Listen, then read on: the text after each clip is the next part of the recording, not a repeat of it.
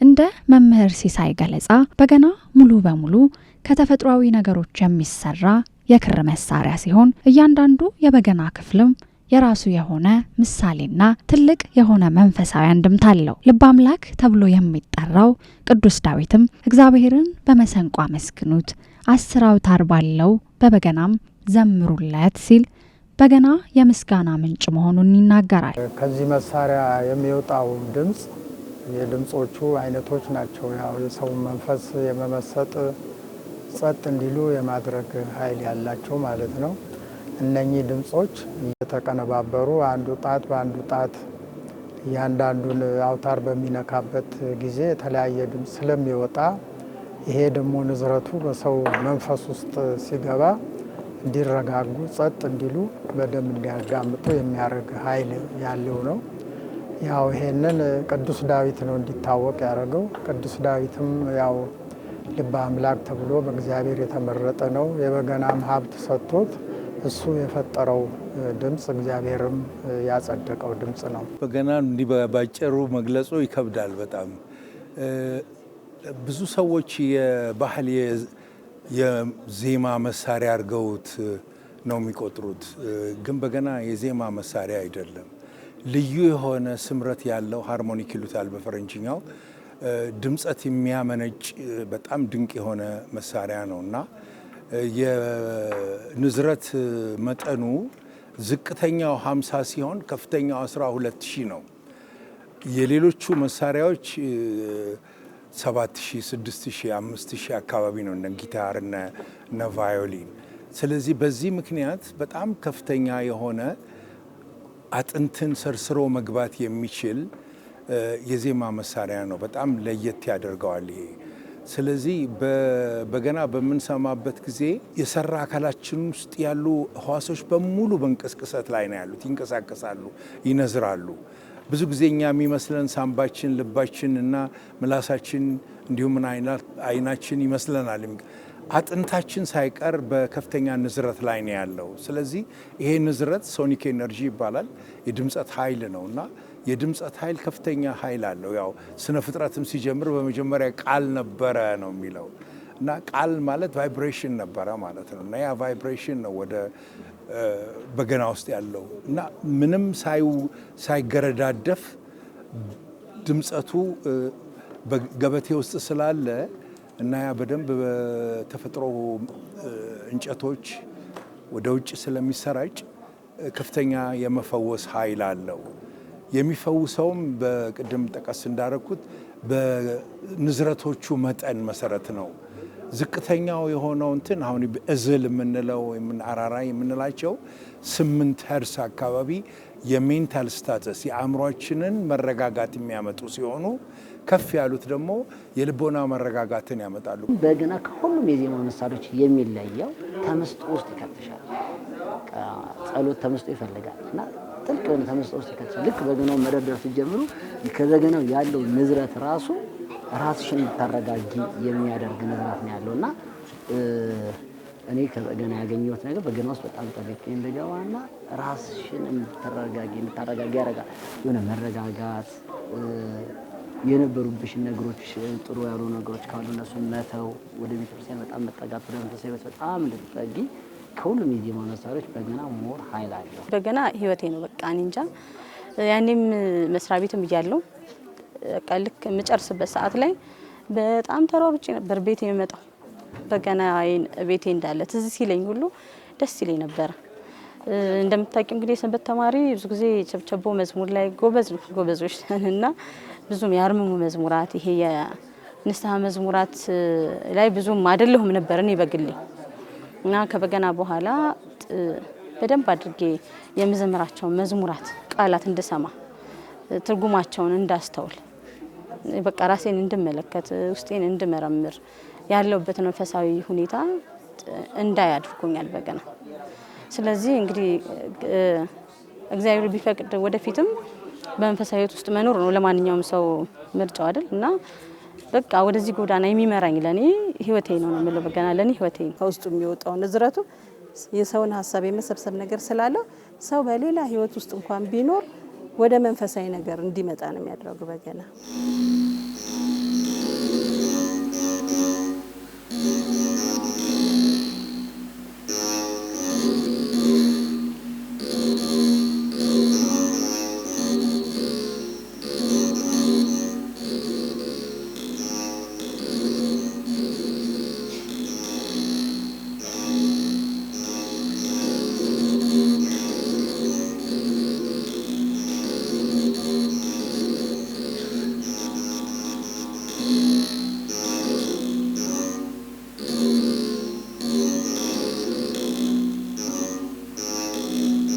በገና በማዳመጥ አሊያም በመደርደር ውስጥ ፍጹም ጥሞና የሚገኝበትና ከመንፈሳዊ በረከቱ ባሻገር ስጋን የማሳረፍ አቅም እንዳለው ይነገራል።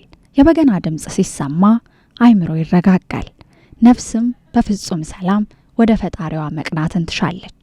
በገና ላይ ያሉት 10 አውታሮች ከእጅ ጣቶች ጋር ሲገናኙ የሚወጣው ድምጽ ሰከን ማለትን እንደሚሰጥ ሊቃውንት የበገና ደርዳሪዎች ይናገራሉ። በራሴ በእለት ተዕለት ጠባይ ላይ ያው የተረጋጋው ሰው እንድሆን ወደ ብስጭት እንዳልሄድ ሰውን እንዳልጎዳ የማድረግ ስሜት አለው። ይሄ ጥሩ ነው። ሌላው ደግሞ ያው ይሄ በገናው እየተስፋፋ ከምንም ብዙም ሳይታወቅ ትልቁ ክራር ሲባል ከነበረበት ሁናቴ አሁን ተስፋፍቶ በሀገር ውስጥ ከሀገር ውጭም በመሰማት በትምህርት በመሰጠት ላይ በመሆኑ ይሄ ሁሉ ለእኔ ከፍተኛ የመንፈስ እርካታ ሰጥቶኛል። ታች ወርዶ በጣም ከፍተኛው ድረስ ያለውን ፍሪኩዌንሲ ሬንጅ የሚሸፍን የዜማ መሳሪያ ኢትዮጵያ ብቻ ነች ያላት። ሁለተኛው ደረጃ አርጋኖን የሚባለው ነው። ከዚህ ቀጥሎ ያለው ማለት ነው። ባለብዙ አውታር ነው። እሱ ደግሞ በገናው 12000 ሄርስ ነው ብዬ ነበረ። ያኛው ደግሞ ከ17000 እስከ 24000 ድረስ ነው። በጣም የሚደንቅ ነው። ልሂቅና ረቂቅ የሚባሉ ንዝረቶች አሉ። ልሂቆቹ ጉልሆቹ በጣም በምበም የሚሉት አይነት ሲሆኑ ረቂቆቹ ደግሞ በጣም ልክ በፍጹም የማይሰሙ በለሆሳስ መልክ የሚመጡ ናቸው። አሁን የሰው ልጅ ሲያንጎራጉር ያለው ድምጽና ሲዘፍን ያለው ድምጽ ይለያያል አይደል? ልክ በዛ መልኩ የሚለያዩ ናቸው። አሁን ስናንጎራጉር ወደ 80 ሄርስ እንለዋለን። 80 ጊዜ ይርገበገባል በአንድ ደቂቃ ውስጥ በአንድ ሰከንድ ውስጥ ማለት ነውና ያ ከልባችን ጋራ ከኩላሊታችን ጋራ ከሌሎ የሰሩ አካላቶችን ጋራ በህብረትና በስምረት ስለሚንቀናጅ የመፈወስ አቅሙ ከዛ የመነጨ ነው እና የበገናችን በጣም ታሪካዊ የሆነ ነው። የአእምሮ ሰላም፣ የልብ መረጋጋት፣ መንፈሳዊ ፈውስ እነዚህ ሁሉ ከበገና ሊገኙ የሚችሉ በጣም ጠቃሚ ነገሮች ናቸው። በገና ለዓለማዊ ደስታ ብቻ ሳይሆን ለጸሎት፣ ለንስሐና ለመንፈሳዊ ማሰላሰል የሚውል መሳሪያ ነው። የድምጽ ሳይንስም እንደሚያረጋግጠው በገና የጭንቀትን ማዕከል አረጋግቶ ልብን ወደ መረጋጋት ወደ ተመስጦ የሚመልስ ታላቅ ኃይል ያለው ነዋየ ዜማ ነው።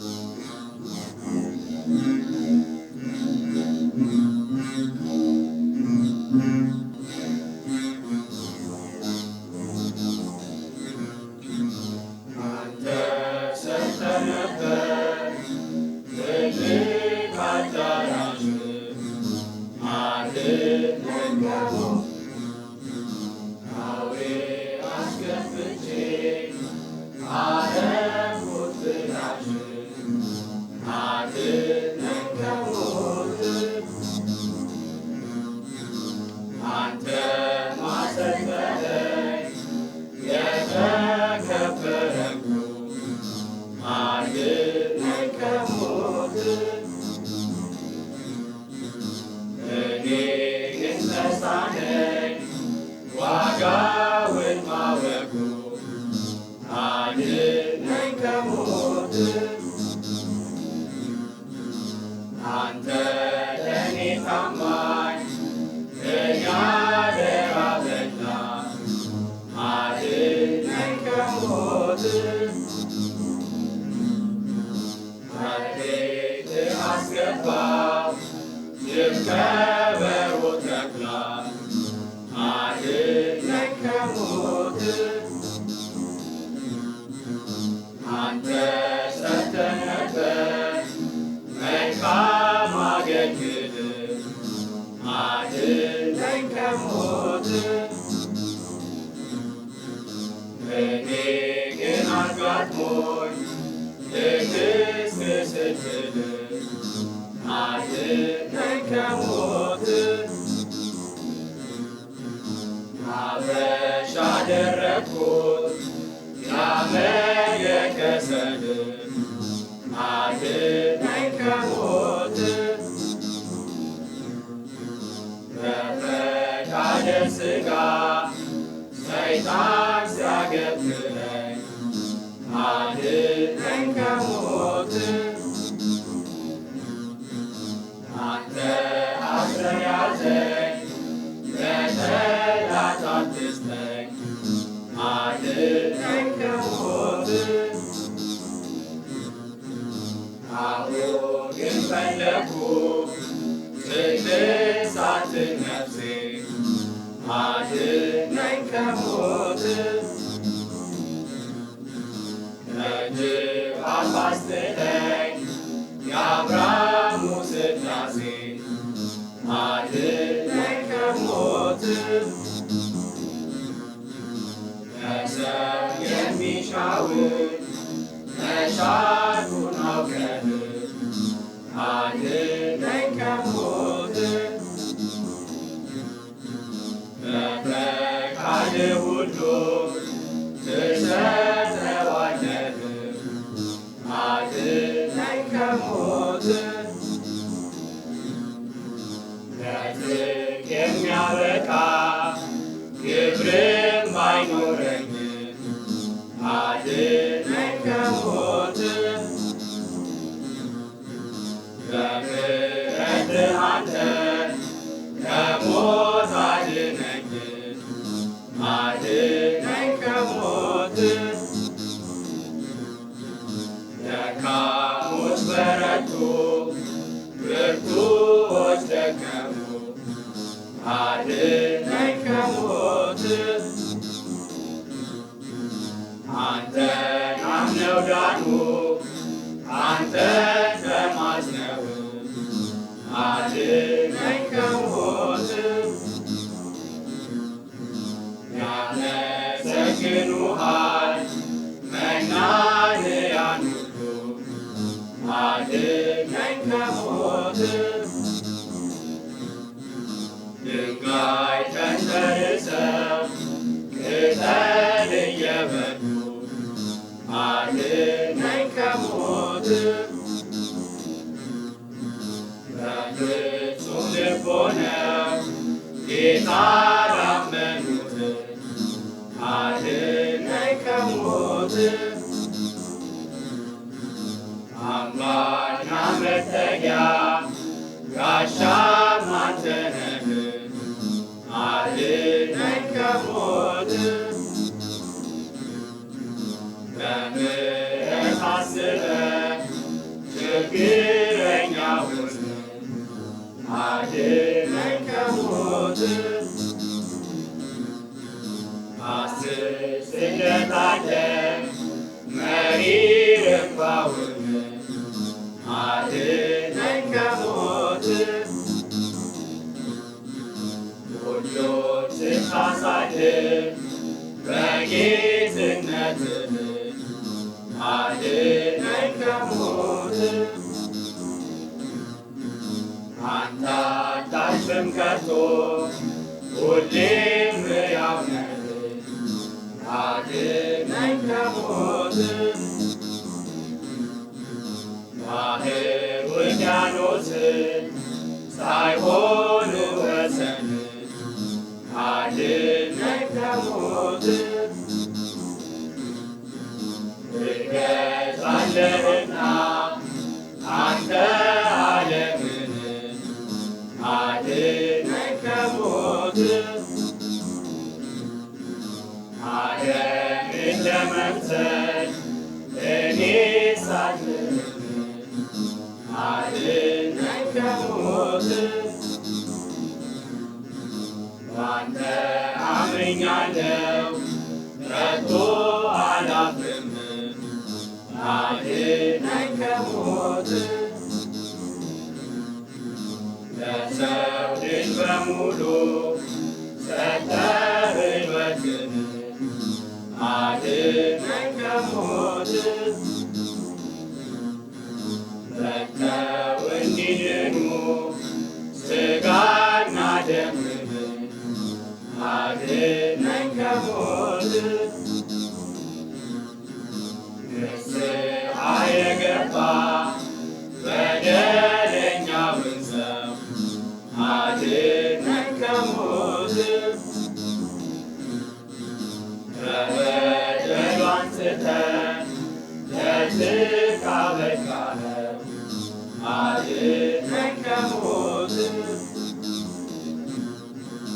እንደ ቸርነትህ ካልሆነ ጌታዬ አድነኝ ከሞት እኛልንምና በዚህ በስራዬ አድነኝ ከሞት እየኝ ተመልከተኝ በምሕረት ዓይንህ አድነኝ ከሞት ምስጋና ልናገር ለቅዱስ ስምህ አድነኝ ከሞት ስለ ቸርነትህ ጌታ መድኃኔዓለም አድነኝ ከሞት ምስጋና ይድረስህ ዛሬም ዘለዓለም አድነኝ ከሞት አድነኝ ከሞት። ኢትዮጵያ ካሏት ጥንታዊና ታሪካዊ የዜማ መሳሪያዎች መካከል ቀዳሚውን ስፍራ የሚይዘው በገና ከ20 ዓመታት በፊት ተገቢውን ትኩረት ባለማግኘቱ ምክንያት በሙዚየምነት የመቀመጥና የመጥፋት አደጋ ተጋርጦበት የነበረ ሲሆን ይህንንም ጥንታዊ የሀገር ቅርስን ለመታደግ ከፍተኛ ርብርብ መደረጉን በወቅቱ የነበሩ ባለሙያዎችና የበገና ደርዳሪዎች ሁኔታውን እንዲህ ባለ መልኩ ያስታውሱታል። ከተወሰኑ ዓመታት በፊት አስደንጋጭ ነበር። መቼም ዜናው 8 ብቻ ቀሩ በገና ደርዳሪዎች ተብሎ ኢትዮጵያ ጥናትና ምርምር ኢንስቲትዩት ፕሮፌሰር ብርሃኑ ጋር ያ መድረክ ተዘጋጅቶ ሁሉ ሰው ነበር የደነገጠውና ከዛ በኋላ እንግዲህ በምን አይነት እንቅስቃሴ የወዳጆች ማህበሩም የኢትዮጵያ ጥናትና ምርምር ወዳጆች ማህበርም ጥረት አድርጎ እነ መምህር ሲሳይን የመሰሉ ዛሬም መደነቅ ያለባቸው በጣም ልናመሰግናቸው የሚገቡ ብዙ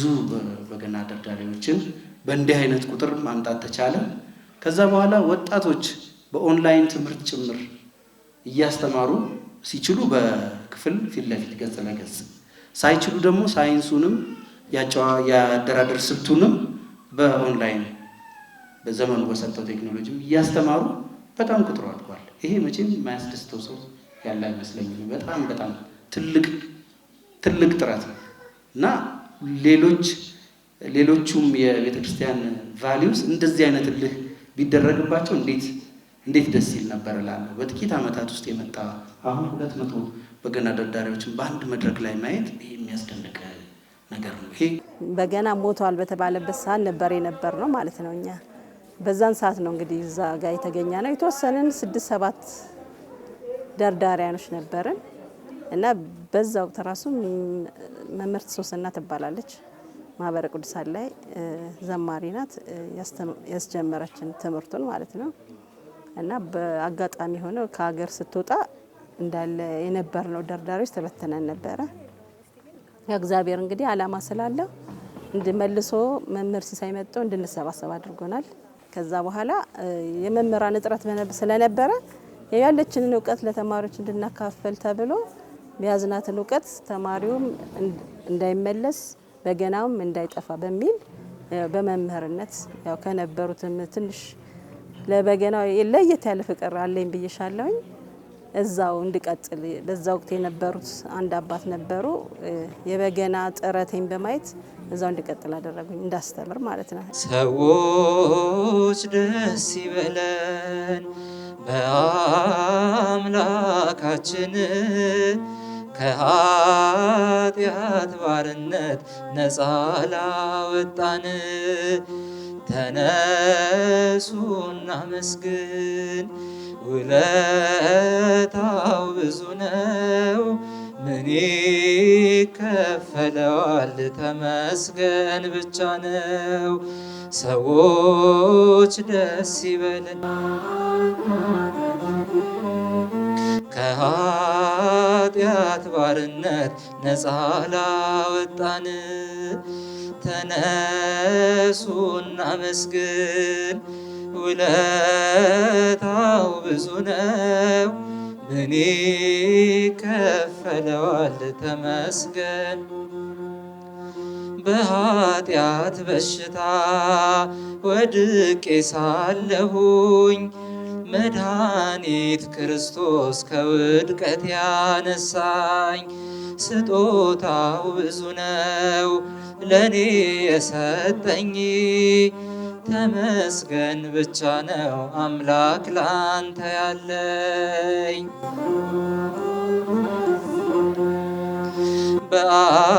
በአምላካችን ከኃጢአት ባርነት ነፃ ላወጣን።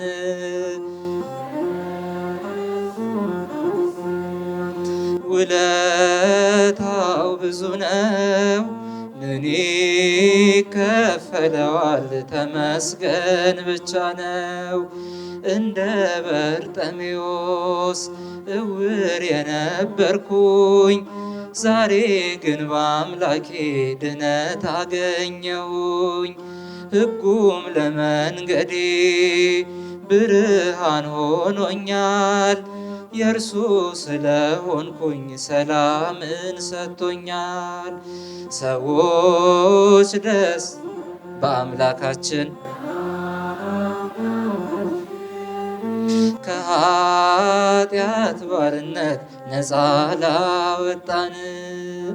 ተነሱና መስግን ውለታው ብዙ ነው፣ ምን ይከፈለዋል? ተመስገን ብቻ ነው። በድንቅ አጠራር በፍቅር የጠራኸኝ፣ ካጋንንት እስራት ነፃ ያወጣኸኝ፣ አልፋና ኦሜጋ ዘላለም የምትኖር ኤልሻዳይ የሆንከው አማኑኤል ተመስገን። ሰዎች ደስ ይበለን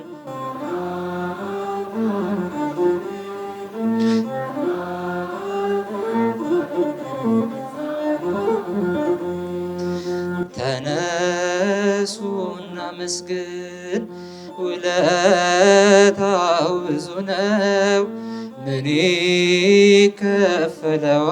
ተመስገን ብቻ። የዕዳ ደብዳቤን ጌታ የቀደደው፣ የማዳኑን ሥራ ባይኔ አይቻለው። ቸርነቷ ያልቅም ድንቅ የሆነ ጌታ፣ ስሙን እናመስግን እንዘምር በእልልታ። ሰዎች ደስ ይበለን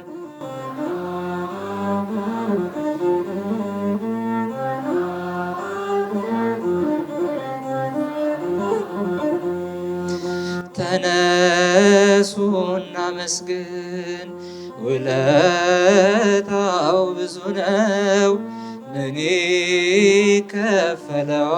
ተመስገን ብቻ ነው። ምን ይከፈለዋል? ተመስገን ብቻ ነው። ምን ይከፈለዋል?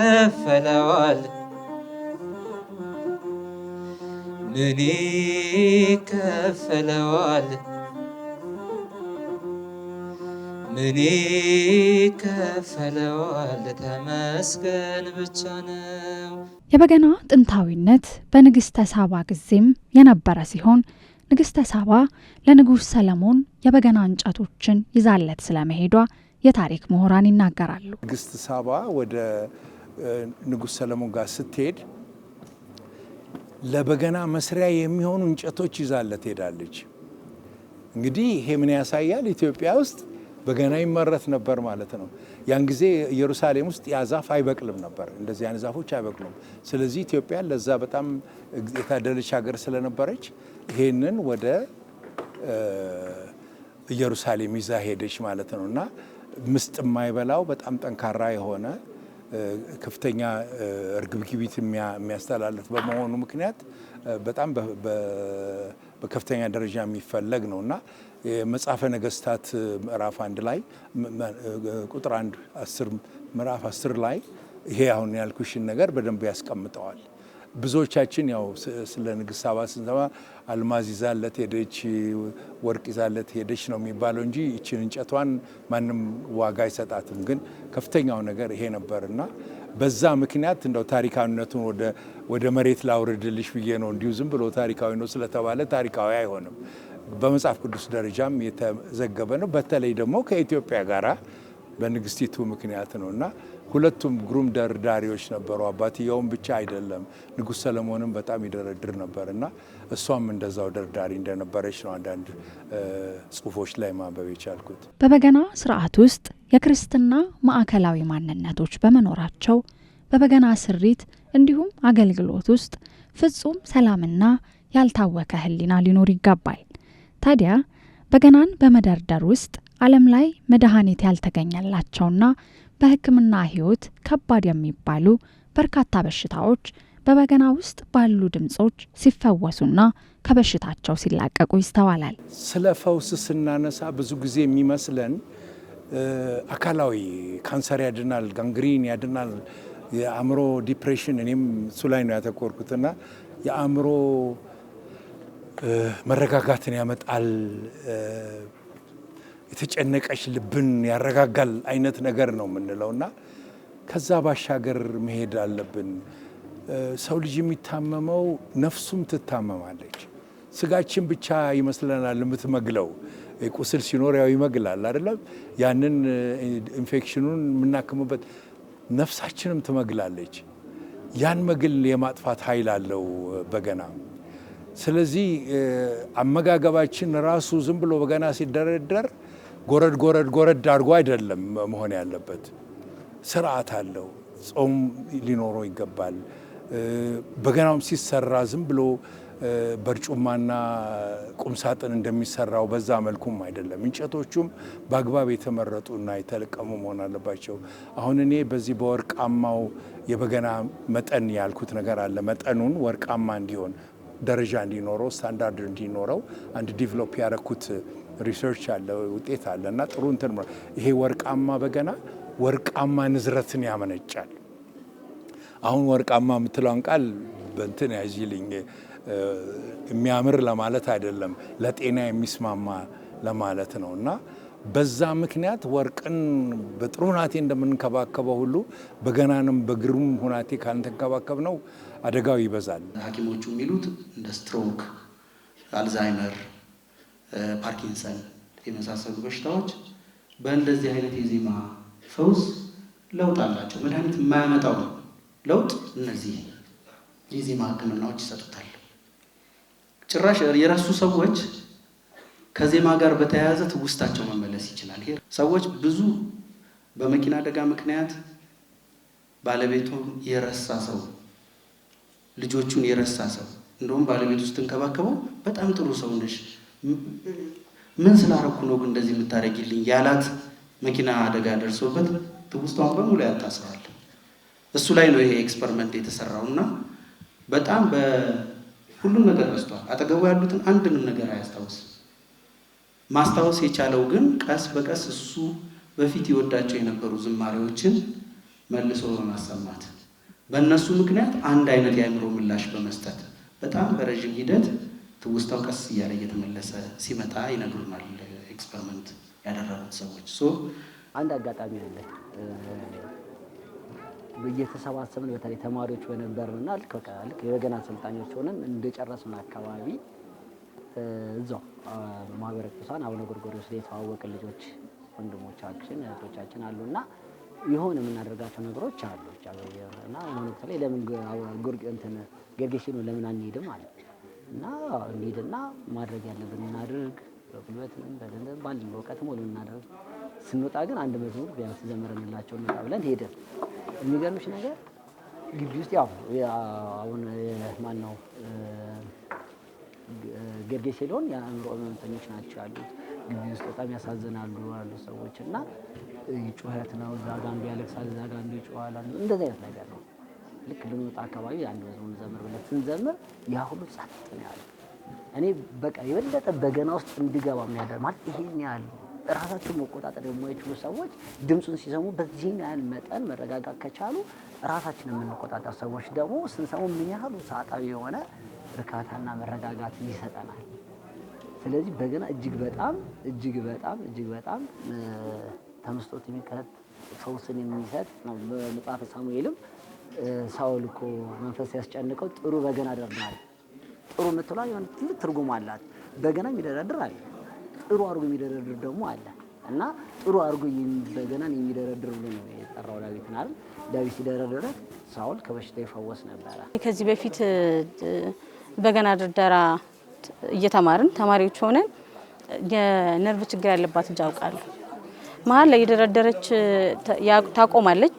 እኛ እናቆም መደርደር የሆነ ጊዜ ደንግጠን እናቆም ነበረ። እሷ መድረድ ስታቆም ምን ሆነች እያለን ከዛ በኋላ ግን ደርድሩ ይለቀኛል ትላለች። ስንደረድር የሚገርምሽ ይለቃታል፣ በደንብ ይለቃታል። እና ይሄ ውስጥ ያለውን ሴሎቻችንን በሙሉ የሚያነቃ ነገር ነው። አሁን ምናልባት ከዚህ በፊት አግኝተሻቸው ነበረ ፕሮፌሰር ብርሃኑ በንዝረቱ ላይ በጣም ሰፊ የሆነ ጥናትና ምርምር አካሂደዋልና ንዝረቱ በጣም የሰውነትን ስጋ አልፎ አጥንት ድረስ የመግባት ኃይል አለውና ያ ነገር ሰውነታችንን ሴሎቻችንን ያነቃል፣ ፈውስ ይሰጣል በሳይንሱ። መንፈሳዊ ነገሩን ደግሞ ስታስቢው አንዳንድ ጊዜ ኃጢአተኛ መሆናችንን ስናስብ በጸጸት አይደለ አምላካችንን ይቅርታ የምንጠይቀው አብሮ እንባ ይሰጥሻል። በቃ በገናን ስደርድሪ እንባ አለው። እንባ ሲኖር ደግሞ የእውነት ጸጸት ይኖራል። የእውነት ጸጸት ሲኖር ደግሞ ከአምላክ ጋር መታረቅ የማይቀር ነው። ይቅር ባይ አምላክ ነው እናለን፣ ይቅር ይናል እና በቃ እኔ እንዲህ ነው ብዬ ሁሉ መግለጽ አልችልም ስለፈውሱ። በገና በኦርቶዶክስ ቤተክርስቲያን አስተምህሮ መሰረት እንደ ቅዱስ ዳዊት ሁሉ የተቀደሰና ክብርን የሚሻ ወርቃማ ሕይወትን የሚያቀዳጅ መንፈሳዊ መሳሪያ በመሆኑ ትውልዱ ስርዓቱን በጠበቀ መልኩ ማስቀጠል እንዳለበት የበገና ሊቃውንቶች፣ በዘርፉ ጥናት ያደረጉ ባለሙያዎች እንዲሁም የበገና መምህሮች ይናገራሉ። ደንቡን ታሪኩን ተከትለው ድርደራውን ቢቀጥሉ ቢያደርጉ ነው። ለመሳሪያው የሚሰጡትን ክብር ማስተካከል አለባቸው። ለምሳሌ በገናው ላይ ስዕል ይሰራሉ። ይሄ ደግሞ ከደንብ ውጭ ነው። የተቀደሰ መሳሪያ ቅዱስ ዳዊት የተቀደሰ በመሆኑ መሳሪያውም እንደ ቅዱስ ተደርጎ ተቆጥሯል። መንፈሳዊ ስሞች ስለተሰጡት ማለት ነው። ይሄንን በመተው ያው ስዕል የመሳል ነገር አለ። እንደገና ደግሞ አውታሮች ደግሞ አሁን የቅርብ ጊዜ የመጣ ነገር ነው። እነኚህ እንዚራ ብለን የምንጠራቸው ዋናው የበገና ክፍል እንዚራ ራሱ በገና እንደ እንዚራ እየተባለ ይጠራ ነበር አልፎ አልፎ በፊት እና የመንዘሩን ኃይል የሚያጠነክሩትን እነሱን ደግሞ እየቀነሱ የመምጣት ሁናቴ ይታያል እና አላግባብ ለማይሆን ነገርም ሁሉ የመጠቀም ሰርግ ቤት መሄድ፣ ለቅሶ ማጀብ፣ ይሄ ሁሉ ከልምዱ ከታሪኩ ውጭ ነው እና ይሄንን አውቀው በደንቡ መሰረት እየጠበቁ እነሱም ከትውልድ ትውልድ እንዲተላለፍ ቢያረጉ መቼም እንኳን እኔ ያው እምነታችን ቤተ ክርስቲያናችን ትደሰታለች። እና ላይ ሁላችንም ከጀማሪ አንስተን በደንብ መደርደር እንችላለን እስከምንል ሰዎች በተቻለ መጠን በገናዎችን ደጋግመን ከዚህ በፊት ተናግረናል። ደርድረን ወደ ህዝብ ከማውጣታችን በፊት አሁን እኔ ሰርቼ ከማውጣት በፊት ከኔ የተሻለ ደርዳሪ ጋር ወስጄ ይሄ ነገር ይልን ብለን ማሳየት አለብን። ምክንያቱም ከዛ የሚሞሩ ሰዎች አሉ። ድርደራችን ዜማችን ሌላ ሆኖ የበገና ድርደራ ሌላ ከሆነ ምንም ስለ በገና ፍላጎቱ ፍቅሩ ብቻ ያለው ሰው ከሆነ ይህን እያየው ከዩቲዩብ ልማር ብሎ ያንን መዝሙር ቢሰራ እኔ ተሳስቼ ሌላም ሰው አሳሳትኩ ማለት ነው። እና በተቻለ መጠን መዝሙሮች ሰርተን ወደ ሶሻል ሚዲያ ከመውጣታችን በፊት አጠገባችን ያሉ መምህራኖችን ጠይቀን የተሻለ ድርደራ ይዘን ወደ ሶሻል ሚዲያ ብንመጣ ማለት በገናን እናክብር። በገናን እንደ ቢዝነስ አንየው። በገና አንድ የመንፈሳዊ ህይወት ማገልገያ ስለሆነ እንደ ቢዝነስ አይተነው ከስርዓት ቤተክርስቲያን ወጣ ያሉ ነገሮች ያፈነገጡ ነገሮች ባናደርግ። ሌላው በገናን ከተለያዩ የዜማ መሳሪያዎች ጋር ለመቀላቀል የሚሞክሩ ሰዎች አሉ። ከመሰንቆ፣ ዋሽንት፣ ክራር ጋር አይሆኑም። ምክንያቱም አባቶቻችን ሳይሞክሩት ቀርቶ አይደለም። ከዚህ በፊት በሀገር ፍቅር እናት ወደ ምሴ ደስታ በነበሩበት ዘመን ተሞክሯል። ግን የሚሆን አይነት አይደለም። በቃ በገና ራሱን አክብሮና አስከብሮ ያለ የዜማ መሳሪያ ስለሆነ ከሌሎች የዜማ መሳሪያዎች ጋር ማንቀላቀል ራሱን ብቻውን ብንጠቀምበት ብዬ መልእክት ማስተላለፍ ፈልጋለሁ። በገና ብዙ በገና የሚደረድሩ ሰዎች አሉ። መደርደር ብቻ ሳይሆን አሁን ለቅዱስ ዳዊት የተሰጠው ሀብታቶች አሉ። ሀብተ በገና፣ ሀብተ ፈውስ አለ። ያው አንድ በገናን እየደረደሩ ድዊ መፈወስ ነው ሀብተ ፈውስ ማለት ነው። ሀብተ በገና ማለት ደግሞ በገና መደርደር ማለት ነው። እነዚህ ይለያያሉ። ስለዚህ ተማሪውም ያ ነገር እንዲኖረው በገና ዝም ብሎ ስለተደረደረ ብቻ አይደለም።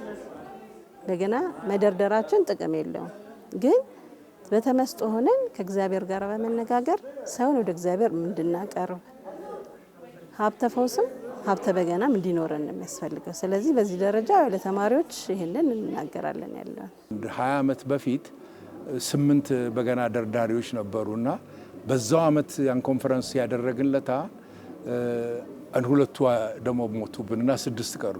ወይ ጉዳችን አለን። በቃ አለቀለት፣ ሚውዚየም ገባ ብለን ነበር እና እግዚአብሔር ፈቃድ ሆኖ ዛሬ ላይ ያለንበት ሁናቴ በጣም እና በጣም ተስፋ የማደርገው ይሄንን የፈውስና የደህንነት ይቻለም እንደምታውቁት በብዙ መከራ ውስጥ እያለፈችና እየተጨነቀች ነው ያለችው።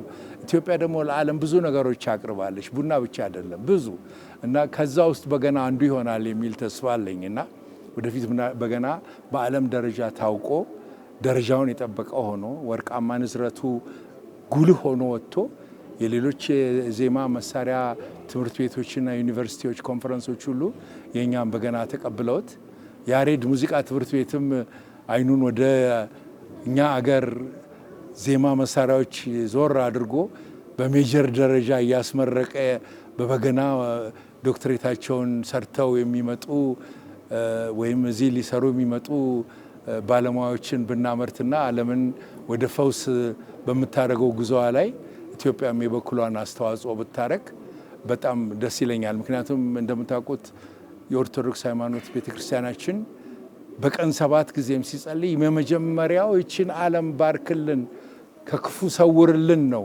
ለኛ አይደለም፣ ለራሳችን አይደለም፣ ለዓለም ነው የምንጸልየው።